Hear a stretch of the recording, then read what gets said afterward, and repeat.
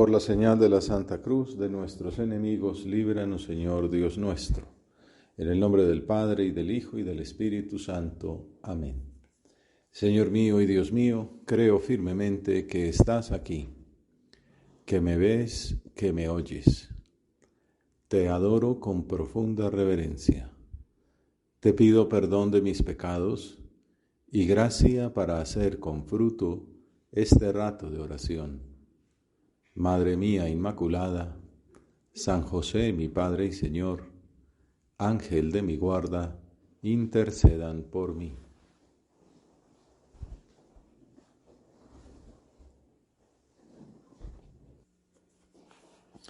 La primera parte del Evangelio de San Marcos, que se encuentra en los primeros 8 capítulos, describe el ministerio de Jesús en Galilea.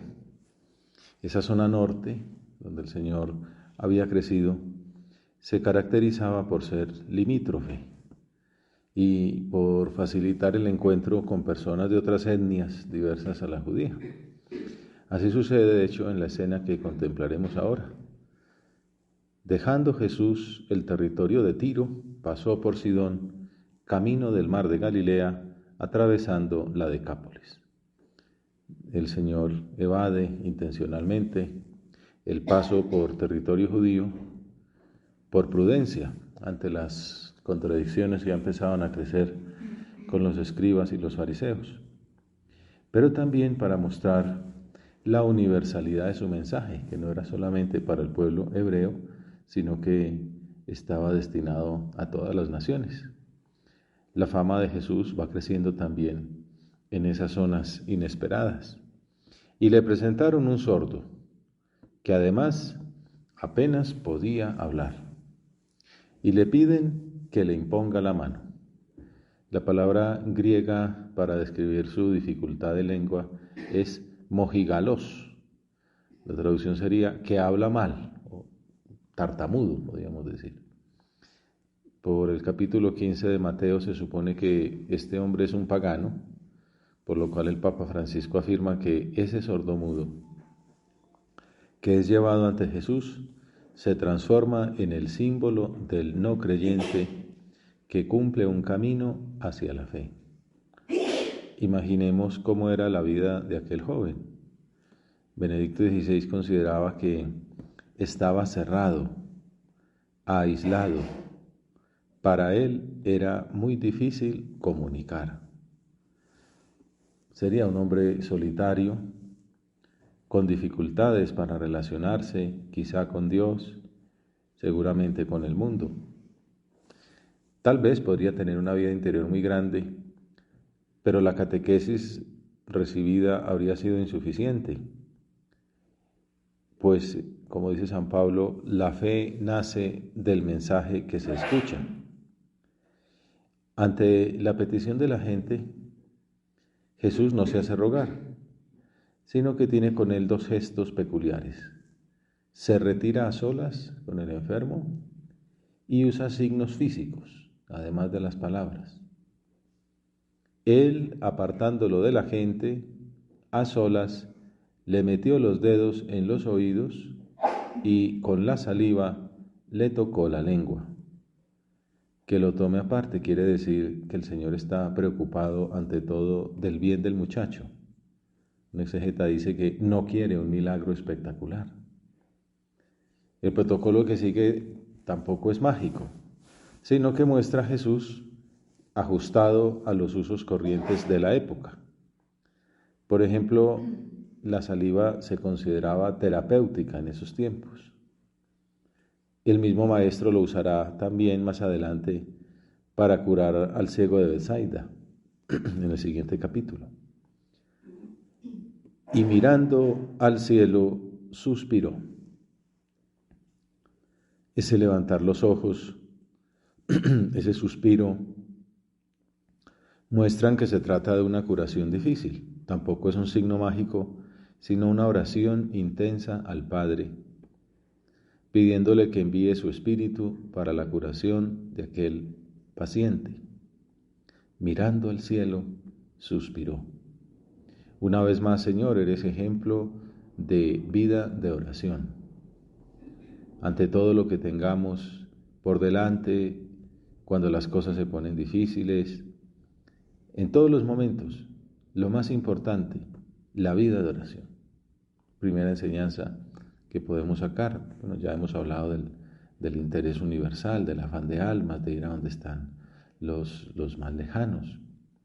Pero no solamente ir a anunciar, no solamente contar el cuento, sino preocuparse de sus cosas, cargar sobre nuestros hombros las necesidades ajenas, ayudarles en lo que podemos.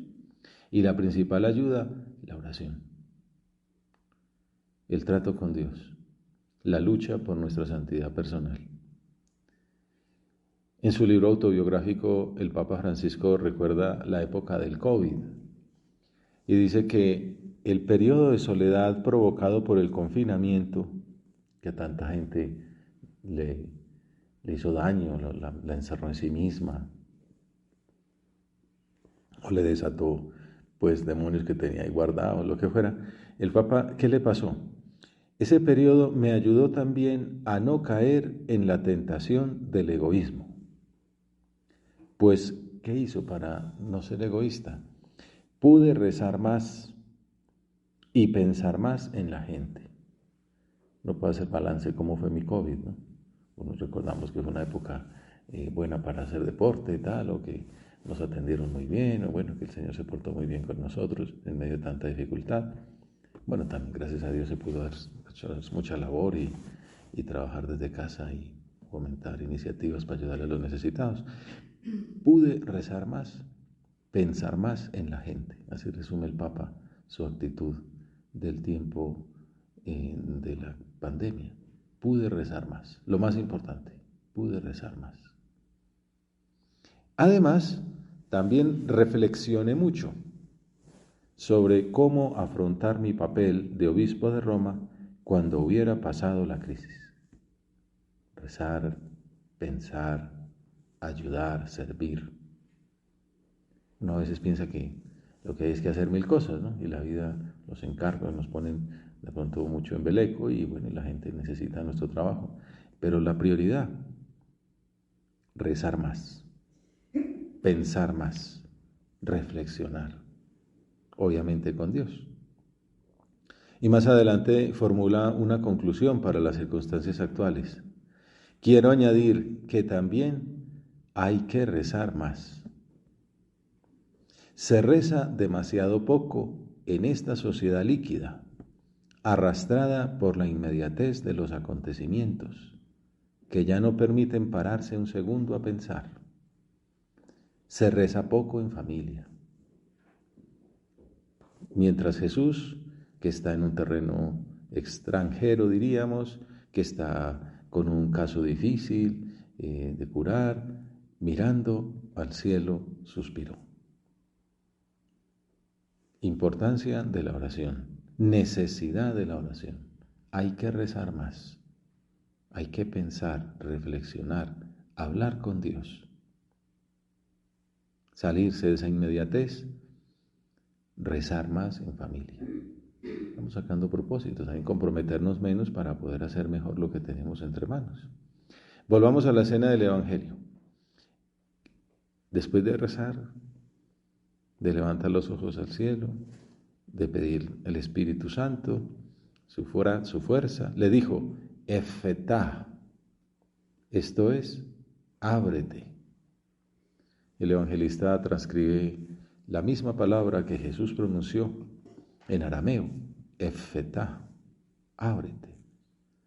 Estos signos, el tocar, la saliva, las palabras, se han usado en el sacramento del bautismo para significar la oración de la Iglesia con el fin de que pronto pueda escuchar la palabra de Dios y profesar la fe, aquel bautizado.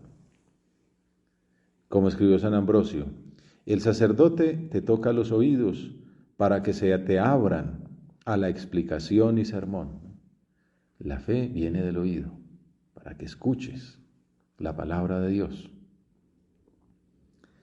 Abrid pues los oídos. Otra vez la vida de oración, escuchemos al Señor. y recibid el buen olor de la vida eterna, inhalado en vosotros por medio de los sacramentos.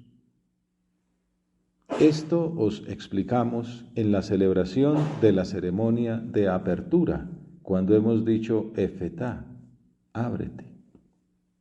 Santa la Mesa, predicando sobre este pasaje, habla de esto, los sacramentos. Dios se sirve de la materia, ¿no? Aquí de su propia saliva, en otro caso del barro de la tierra, y en los sacramentos pues, del aceite, del agua, para transmitir su gracia, para hacernos llegar su gracia, para abrirnos a su acción santificadora.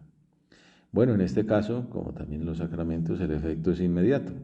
Y al momento se le abrieron los oídos, se le soltó la traba de la lengua y hablaba correctamente. La curación es fruto del poder divino. Los gestos eran solo simbólicos, servían como preparación del enfermo. Es la diferencia con los ritos mágicos de la época. Meditemos el significado de esta escena siguiendo la predicación de Benedicto XVI. En un Ángelus decía: aquel sordomudo, gracias a la intervención de Jesús, se abrió. Ya hemos dicho que estaba como cerrado por su prima enfermedad, encerrado en sí mismo. La curación fue para él una apertura a los demás y al mundo. Una apertura que, partiendo de los órganos del oído y de la palabra, involucraba toda su persona, su vida. Por fin podía comunicar. No se da cuenta de tantos regalos que da Dios, ¿no? Y no da gracias de, por ejemplo, la salud, ¿no? San José María le gustaba mucho dar gracias a Dios por la salud.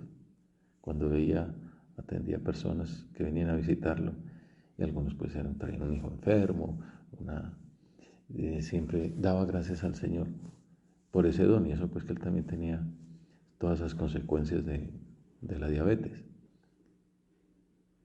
El poder comunicar, poder hablar, poder oír.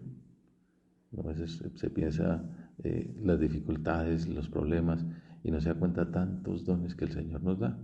Bueno, por ejemplo, poder comunicar. Sí que se da cuenta al quedarse curado. Por fin podía comunicar y por tanto relacionarse de modo nuevo. Era una nueva vida la que comenzaba, poder oír, poder hablar. Viene a la mente ahora una persona en la que atendía, la operaron de cataratas.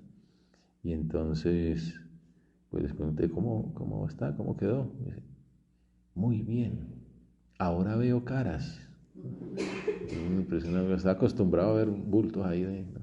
Rostros que hablaban ahí, como las fotos que hacen pixelaciones para que no se reconozca. Y de pronto, de la noche a la mañana, ya descubre que pues tiene los ojos verdes, tiene los ojos azules, los cafés, ya veo caras, ¿no? Años sin ver caras. Bueno, igual, ahora oigo, puedo comunicarme, puedo expresar. Pero no es solo curación de aquellos órganos de los sentidos corporales. Cuando Jesús pronuncia la palabra Efetá, ábrete, no se dirige solo a los órganos, sino a la persona entera. Por eso no dice ábranse, sino ábrete tú, ¿no? Jesús vino a abrir, a liberar, a comunicar el corazón humano, la persona entera. Por eso el Papa Benedicto continúa considerando que el Señor lo hizo también con nosotros, también con el bautismo. Quizás, no sé si, nadie acordará, pues si nos tocó lo del Efetá o no, pues depende de qué momento nos habrá tocado, antes o después del concilio. Para hacernos capaces de vivir en plenitud la relación con Dios y con los demás. Por eso decía que esta pequeña palabra, Efetá, ábrete, resume en sí toda la misión de Cristo. Cristo vino para abrir el mundo a Dios. Él mismo es apertura de Dios al mundo. Dios se hace hombre, se abaja, desciende. Se hizo hombre para que el hombre, que por el pecado se había vuelto interiormente sordo y mudo, sea capaz de escuchar la voz de Dios. Claro, ahora damos ese paso espiritual de la sordomudez del pecado. Aversio a Deo, conversio a criaturas, dice la tradición, la tradicional definición. Aversión a Dios, cerrarse a Dios. Abrirse a las criaturas, como convertirse a donde no tiene que convertir. El mundo está para nosotros, pero ya es convertir el mundo en posesión, y por eso la pelea con el otro, por las guerras, tal. Lo que viene a Adán y Eva, ¿no? Ya se ven como enemigos, la mujer que me diste, y ya pues a Caín mata a Abel. Bueno, esas cerrazones, esos egoísmos que son fruto del pecado. Cerrados a Dios, qué triste labor del demonio, que quiere que no nos abramos a Dios, que no estemos en comunicación con Él, y que ni con nuestros hermanos ni con el mundo, destruye todo, lo tergiversa. Por el pecado se vuelve interiormente sordo y mudo. Cristo se hizo hombre para que el hombre sea capaz de escuchar la voz de Dios, escuchar la voz del amor que habla a su corazón, y de esta manera aprenda a su vez a hablar el lenguaje del amor, a comunicar con Dios y con los demás. El hombre se volvió sordo por el pecado. No escucha a Dios, no le habla. Es lo que el Papa dice, ¿no? Hace falta rezar más. Y este aislamiento, este egoísmo, este egocentrismo, se extiende a los hermanos y a la creación. Uno que le dicen, eres egocéntrico, y él responde, sí, egocéntrico y hermoso. A veces somos así, ¿no? Individualistas, ¿no? En estos días venía por aquí unos filósofos italianos que estuvimos atendiendo ahí en la facultad. Me decía uno de ellos, que es decano de una universidad muy grande en Perugia, que notaba en esos muchachos, más que problemas prácticos en sí, pues de vicios, y decía, es la falta de sentido. De hecho, mucha gente estudia en esa facultad porque es una facultad que junta psicología, filosofía, arte. Entonces, precisamente como no sé quién soy, no sé para dónde voy, entonces, pues ahí entre psicología y filosofía, a ver si algo entiendo, ¿no? Falta de sentido. ¿Yo para qué nací? Hay un famoso verso del siglo de oro español, que eso sí lo tenían claro, muy buenos cristianos. ¿Yo para qué nací? Dice, para salvarme. Lo tenía claro, nací para salvarme. Bueno, luego dice, que tengo que morir es infalible. Dejar de ver a Dios y condenarme, dura cosa será, pero posible. Lo tenía clara el origen y el fin, ¿no? Con la redención, con los sacramentos, tú, Señor, nos haces capaces de escuchar la voz de Dios, la voz del amor. Por eso decíamos al comienzo que era importante la palabra griega que describía el problema con el lenguaje del muchacho. ¿Se acuerdan? Mojigalos, que habla mal, es decir, tartamudo. Este detalle tiene su importancia porque ahora vemos que con la actuación de Jesús se cumple la profecía de Isaías, que está en la primera lectura, que utiliza esa misma palabra. La lengua de los que hablan mal quedará limpia. Pues otras traducciones dicen, los mudos hablarán, pero literalmente es, el que hablaba mal queda limpio. Aprovechemos este rato de oración para pedirle al Señor que nos toque con su mano poderosa, ya no solo nuestros ojos, nuestros oídos, nuestra boca, sino el corazón, la mente. Y digámosle como San José María, dame un amor que sea fuego de purificación. Unas palabras tomadas de su vida interior, de sus apuntes íntimos, que pues pasaron después a Forja. Ya lo pone como consejo, tal, pero en realidad es su oración personal. Y la hacemos también ahora nuestra. Nos puede venir muy bien sentirnos sordomudos, aislados, y le pedimos al Señor. Pide al Padre, al Hijo y al Espíritu Santo, y a tu Madre, que te hagan conocerte. En la oración, ¿no? En el examen. y llorar por ese montón de cosas sucias que han pasado por ti. Te lo vamos diciendo.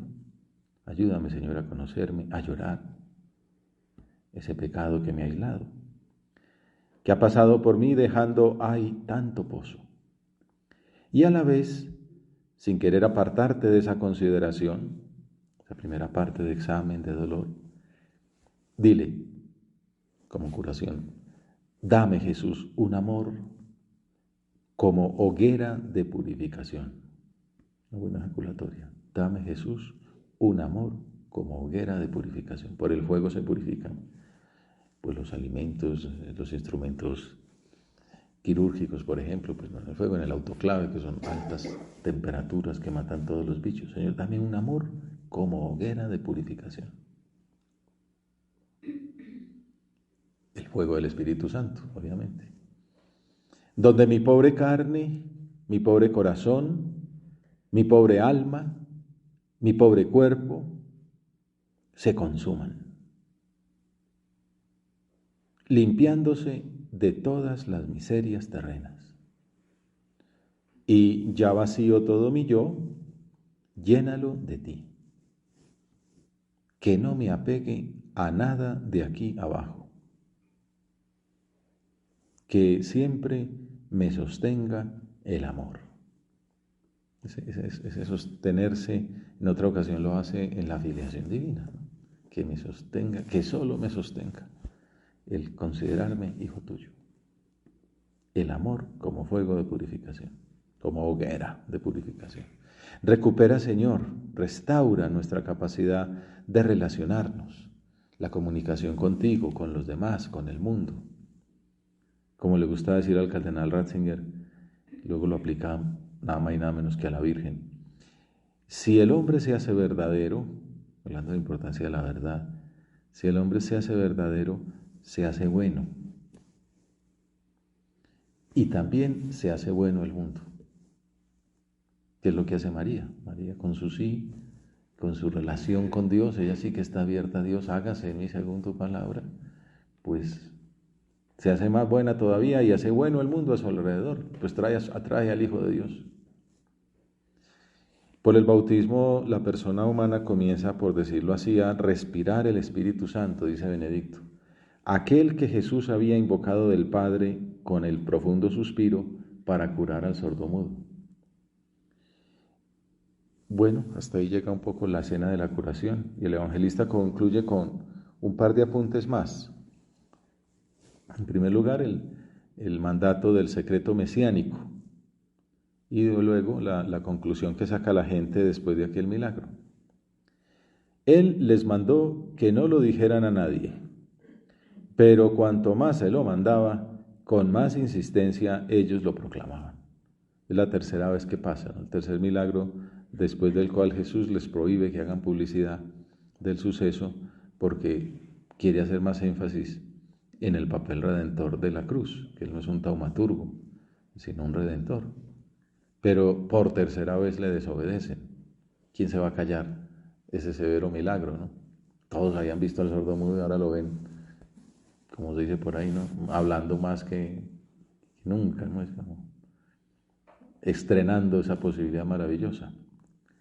San Agustín comenta que el Señor quería mostrar a los perezosos con cuánto mayor afán y fervor deben anunciarlo a Él aquellos a quienes ordena que lo anuncien. Si aquellos a quienes se los prohibía eran incapaces de callar. Una bonita manera de decir esto, les prohibía, hablaban a nosotros que nos dice que hablemos, ¿qué hacemos? Precisamente en ese sentido, la conclusión de la muchedumbre es palmaria y llena de consecuencias. En el colmo del asombro decían, todo lo ha hecho bien, hace oír a los sordos y hablar a los mudos. La gente comenta lo mismo que el autor del Génesis, que dice en la creación, vio Dios todo lo que había hecho y era muy bueno.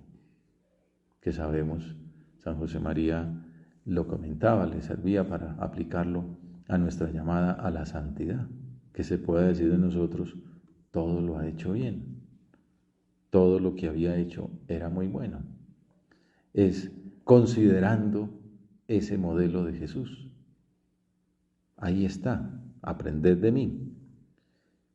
En Amigos de Dios escribió: entre las muchas alabanzas que dijeron de Jesús los que contemplaron su vida, hay una que en cierto modo las comprende todas. A veces le gustaba decir esto, que era como una biografía de Jesucristo, la de les estaba sujeto, hablando de la obediencia a María y a José, que en realidad es la obediencia a Dios que le lleva a Dios Padre, que le lleva hasta la muerte en el Calvario, como consideramos en Getsemaní. No se haga lo que yo quiero, sino lo que quieres tú. Obediencia maravillosa, que es la virtud de la redención, tan difícil de vivir hoy día o tan denostada en la sociedad contemporánea.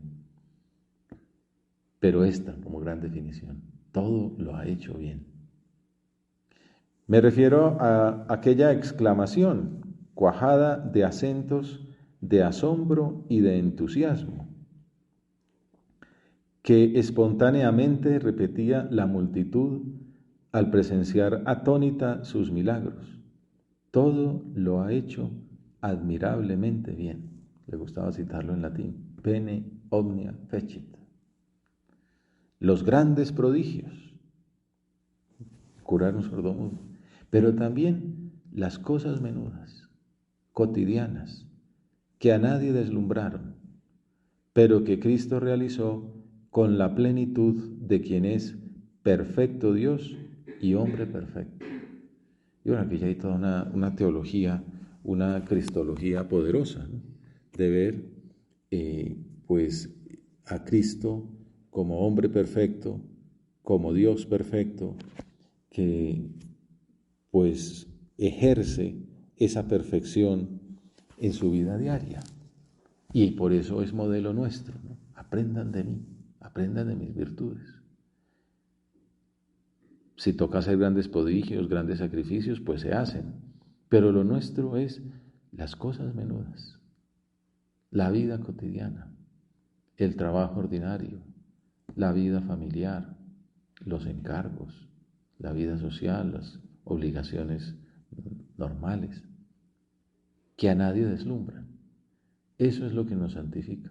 Estos días hablaba con alguien que quería ofrecer grandes sacrificios, pues, por ejemplo, las almas del purgatorio, y hablábamos de esto. No, el gran sacrificio es levantarse a tiempo, llegar a tiempo a clase, la lucha espiritual, las normas del plan de vida, pues la castidad, el apostolado, el trabajo bien hecho. Qué bueno que de nosotros se pudiera decir: todo lo ha hecho bien. Se parece a Jesús, perfecto hombre. Y en eso se nota también la maravilla de nuestra vocación, de nuestra llamada. Una invitación que nos hace el Señor, que nos da su gracia, porque humanamente es prácticamente imposible, a ser excelentes, ¿no? La excelencia humana, la perfección humana, pero que además lo más importante es la perfección divina, la santidad. Es un milagro divino, una obra de la gracia. Por eso volvemos al tema de los sacramentos. Por eso lo del dedo, las palabras, la saliva, el barro, esa materia y forma, ¿no? Los sacramentos son esos signos sensibles y eficaces de la gracia que el Señor nos deja para santificarnos, para poder ayudarnos en nuestra lucha que durará hasta que nos muramos, por hacerlo todo bien, por imitar a Jesucristo, perfecto Dios y perfecto hombre. Benedicto XVI concluye su comentario del pasaje mirando a la Virgen. Ya hablamos de ella cuando decíamos que ella se hace buena y lo hace bueno todo a su lado, ¿no? El mundo se hace bueno como fruto de su santidad. Por su singular relación con el Verbo encarnado, María está plenamente abierta al amor del Señor. Su corazón está constantemente en escucha de su palabra. Nos acordamos del Magnificat. Mi alma engrandece al Señor. Se alegra mi espíritu en Dios, mi Salvador. Mi cabeza está en Dios, vivo en Dios. Pidámosle que su maternal intercesión nos obtenga experimentar cada día en la fe el milagro del Efetá, para vivir en comunión con Dios y con los hermanos. Te doy gracias, Dios mío, por los buenos propósitos, afectos e inspiraciones que me has comunicado en esta meditación. te pido ayuda para ponerlos por obra. Madre mía Inmaculada, San José, mi Padre y Señor, Ángel de mi guarda, intercedan por mí.